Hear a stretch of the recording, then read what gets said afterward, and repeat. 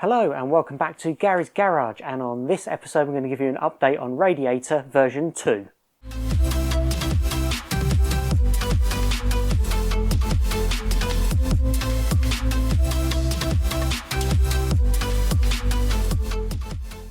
So if you were watching a couple of episodes ago, you will have seen that the radiator that I modified to fit in the Anglia had a leak.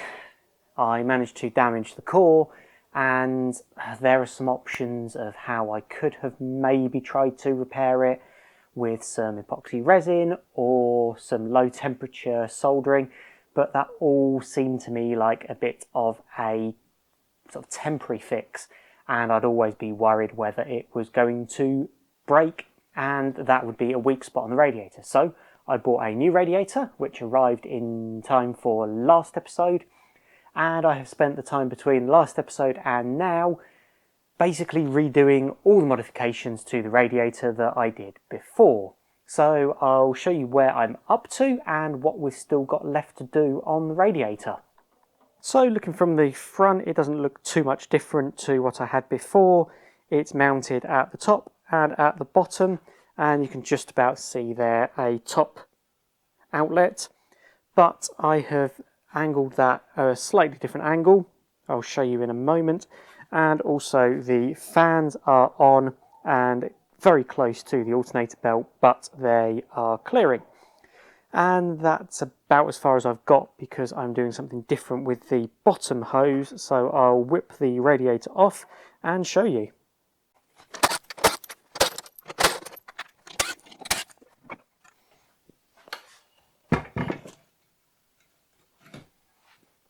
Right, so a couple of differences on what I've done here compared to the old radiator, and the first of which is that I have relocated this top outlet so that it now clears the top of the fans. The previous one was kind of sitting and the top hose was going over the back of the fans, and upon reflection I thought possibly there's a chance of the hose rubbing through the fan casing. This should prevent that.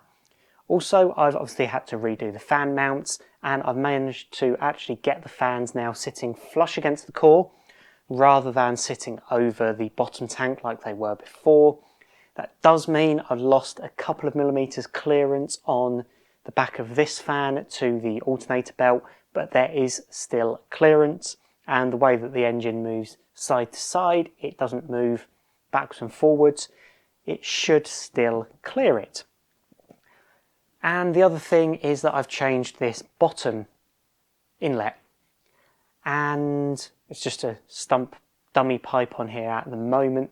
This still needs finishing off, but rather than try to weld directly onto the bottom tank like I did before, because I think trying to get around this bottom edge here is where I damaged the core, I went back and looked at an old Project Binky episode when they were modifying the radiator, and as it happens I've actually got exactly the same radiator from a Toyota Celica GT4, which they've modified in a similar way for the bottom, and by taking the inspiration from them, what they did is took a block of aluminium, milled it out and made a bolt-on lower hose.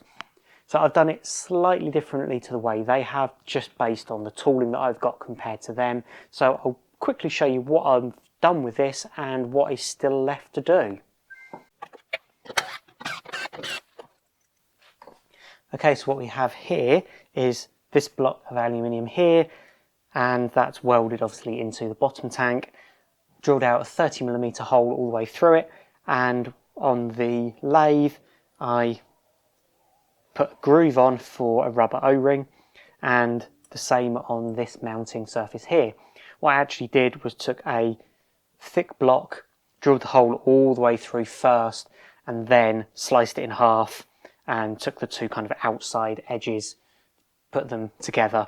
So with that bolted down on there, that should give me a nice watertight fit with that O-ring that will compress down and take up the gaps. And what I need to do now is figure out what I'm going to do with this outlet. I'm either going to bring it back 90 degrees this way and reuse the existing rubber, or I'm thinking about running it across the back of the radiator here, picking up on these fan mounts as extra support, and bring the outlet over to the passenger side. The benefit of that is that it will get rid of the rubber hose running across the front here between the cross member and the crank. So should the rubber hose move, it won't rub through the bottom of the crank. So I think that's probably the route I'm going to take.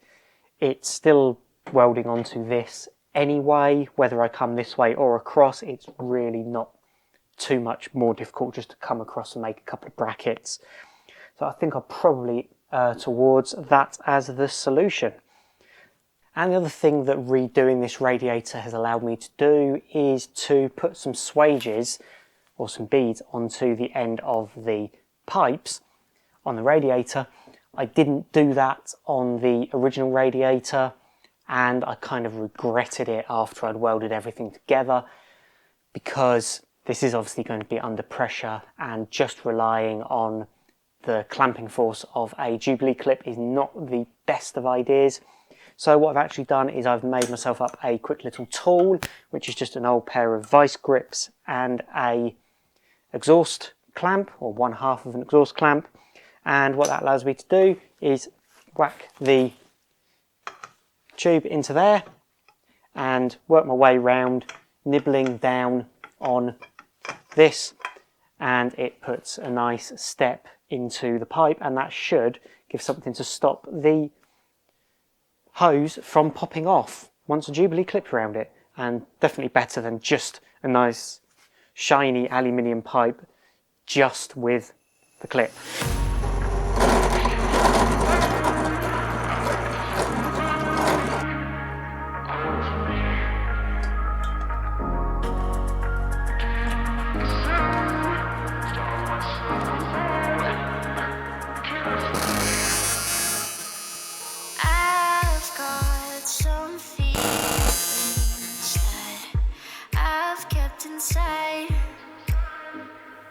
Tell me your reasons for leaving me behind.